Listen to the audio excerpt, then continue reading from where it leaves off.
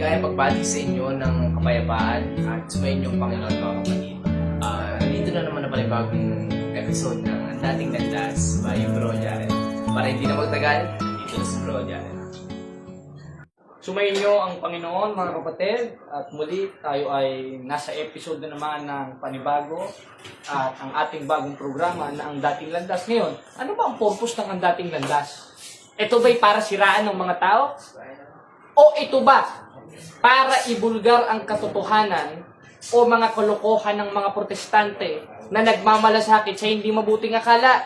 Basahin natin ang Ebanghelyo ni Apostol Pablo sa 4:17 ng Galacia. Ang sabi, may nagmamalasakit sa inyo, hindi sa mabuting akala. Subalit ang ibig nila ay ihiwalay kayo. Mga kapatid, kung magmumuni-muni tayo, babasahin natin ang salita ng Diyos, hindi pa totoo ito? Na ang mga pastor ngayon ay nagmamalasakit sa hindi mabuting akala. Pero ang ibig nila, ihiwalay kayo. Bakit? Upang ipagmalasakit nyo din sila. Kaya ang gagawin nila, kakatok sila sa inyo. Yan, mga kapatid. Gusto nyo bang maligtas at tanggapin ang ating Panginoon Jesucristo? Magbayad muna kayo sa amin ng kaligtasan. Yun ang ginagawa nila. At yung isa sa ginagawa rin ng mga protestante na ito, nagpapakain sila ng lugaw sa mga bata. Hoy, kayo mga bata! Tanggapin natin ang Panginoon Jesucristo John 3:16 sa papaanong paraan. Magbayad kayo. Ganun ba? Hindi ganun eh. Dahil ang mga apostol, pag nangangaral sila sa ikatlong 1:17, sapagkat sa pangalan, nagsiyaon sila na na walang kinuwang anuman sa mga hintin. Diba? Yun naman ang sentido nun eh.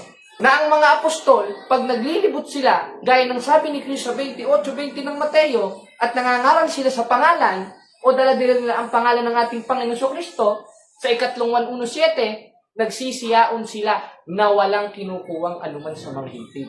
Ngayon ang ating topic, mga kapatid, patungkol dito sa isang relihiyon na tinatawag na PMCC. Ginagamit nila yung 9:7 ng ikalawang Korinto. Ang sabi ikaw ng Diyos, magbigay ang bawat isa ayon sa ipinasin ng puso. O kaya kayo mga kapatid, magbigay na kayo. Maglibot na kayo sa daan dahil yun ang utos ng ating Jesus Christ. Hindi sila magpaliwanag eh. Babasahin nila yung 28:20 ng Mateo, yumaon kayo sa bawat bansa at sila inyong bautismoan sa pangalan ng Anak Espiritu Santo na ituro nyo sa kanilang ganapin ang lahat ng mga bagay na inutos ko sa inyo. At isa doon sa utos ni Kristo na dapat nilang ipalaganap sa tao yung 9:7 ng ikalawang Korinto. Na na magbigay ang bawat isa ayon sa ipinasya ng kanyang puso. Kaya sila, kahit hindi nila nakamiyembro, hihingan nila ng pera. Tatapatan nila ng sobre. Yun ang ginagawa ng mga pastorotot na ito eh. Hindi ka kontra pala kayo ng Diyos. Marunong pa pala kayo sa mga apostol. Dahil ang mga apostol na mismong nagtuturo sa ikatlong 1:17, na sapagkat sa pangalan o sa aral, nagsiyaong sila na walang kinuwang anuman sa mga hintil. Wala silang kinuwang anuman sa mga hintil eh. Wala silang kinuwang anuman sa mga hintil. Pag sinabing walang kinuwang anuman, walang sobre yon. Na, ito, kukuha sobre. Yan ang ginagawa nila eh. Tatapatan nila ng sobre eh. Alika dito. Ikaw, bro. Love offering, mga kapatid. Maghulog po kayo. Tapos gagamit ng 9:7 ng ikalawang Korinto. Tanga. Bakit tanga? Umurong kayo sa pananampalataya eh. Mura ba yun? Hindi mura yun eh. Dahil mismo si Pablo nagsabi nun eh. At kung hindi nyo alam yung mga protestante, magbasa kayo ng Biblia. Nasa 3:3 ng Galacia. Anong sabi? Tangang-tanga na ba kayo? Bakit? Nagsimula kayo sa Espiritu, magtatapos kayo sa laman. Nakatanggap kayo ng aral. Nabautismoan kayo sa Iglesia Katolika, Apostolika, Romana. Ngayon tumalikod kayo. Anong sabi sa inyo ni Pablo? Tanga. Nagtayo kayo ng sarili nyong kulto. Kukuha pa kayo ng basket. Itatapat nyo sa mga kapatid na mga Katoliko, sa mga born again, sa mga Iglesia ni Cristo. Di na kayo nahiya. Walang ganyang aral si Cristo. Dahil ang aral ni Cristo na itinuro niya sa mga apostol sa ikatlong 1:7, sapagkat sa pangalan, nagsiyaon sila na walang kinuwang anuman sa mga hintil. Tara dito kapatid na aray, tatanungin kita. Pag sinabing walang kinuwang anuman, may kinuha o walang kinuha? Pag sinabing walang kinuwang anuman, may kinuha o walang kinuha? Walang kinuha. Ngayon, yung mga PMCC nangangaral, may kinukuha. Kakontra ba sila ng mga apostol? Kakontra sila ng mga apostol. Yan si kapatid na Ari. At salamat bro. At mismong mga kasama na natin nagpapatunay na naiintindihan nila yung ebanghelyong itinuturo ng mga apostol. Na ano? Nasa ikatlong 1:17, nagsisiyaw ng mga apostol na walang kinuwang anuman sa mga hintil. Tas kayo, kukuha kayo. Ginagamit nyo ang 9:7 ng ikalawang Korinto. Yung 9:7 ng ikalawang Korinto, pumapatungkol yan, sa abulo yan, sa iglesia na nasa Biblia. Basahin natin. Magbigay ang bawat isa ayon sa ipinasya ng kanyang puso. Huwag mabigat sa loob o sa pinipilit. Bakit? Sapagkat iniibig ng Diyos ang nagbibigay ng masaya. Saan? Pag umabanti ka, 9:7 yun, sa 6, sa 5, sa 4, makikita mo, abulo yan sa iglesia. Pag sa labas sa iglesia, dapat mo bang hingan? Hindi nga Dahil ang mga apostol na nga mismo nagsasabi sa ikatlong 1:7 na sapagkat sa pangalan, nagsiyaon sila na walang kinuwang anuman. Kaya, sino mang pastor nang hihingi ng pera, nang hihingi ng abuloy, nang hihingi ng sobre sa mga hindi nila kapatid sa pananampalataya, sa demonyong relihiyon niya ayon sa Biblia. Bakit? Kakontra kayo ni Kristo Anong paliwanag ang gagawin niyo dyan? Nasa Biblia na ito. Anong pangliliko pa gagawin nyo dyan?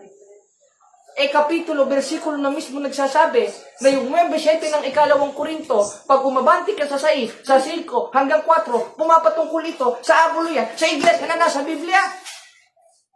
At pagka ang mga apostol lumabas na't nangangaral na sa bayan, o nangangaral na sa pangalan ni Kristo, wala silang kinukuwang anuman sa mga hintil. Bakit? Hindi mo naman kasi alam kung saan galing yun Tanong ko sa iyo, kapatid na JB.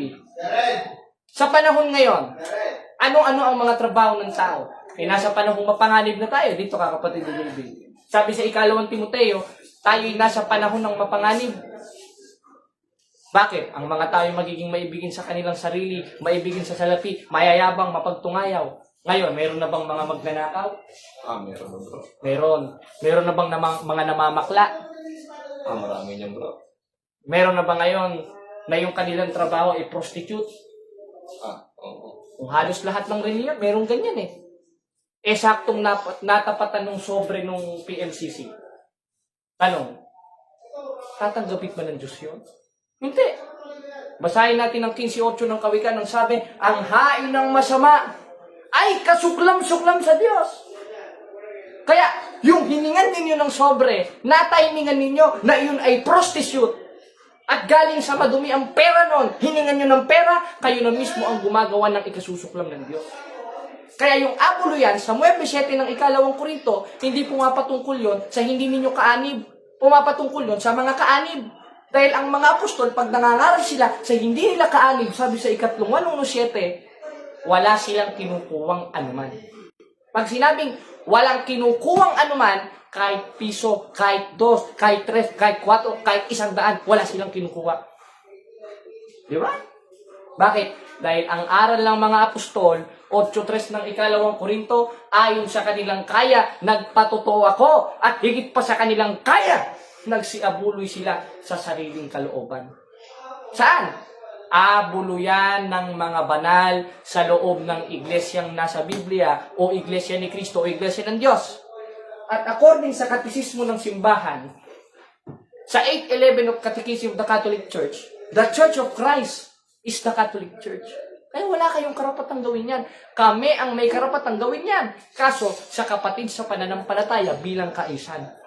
Dahil katuruan ng mga apostol, sa 14:40 ng unang Korinto, gawing may karapatan at may kaisan. Alin? Yung pagsunod sa utos ni Kristo at isa sa utos ni Kristo, 9:7 ng ikalawang Korinto, 8:3 ng ikalawang Korinto, yung pag-aabulo yan.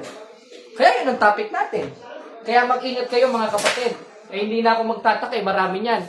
Dahil nasa hula ni Pablo, sa ikalawang Timoteo 3:1 hanggang 5, nasa panahong mapanganib na tayo, marami nang maibigin sa salapi.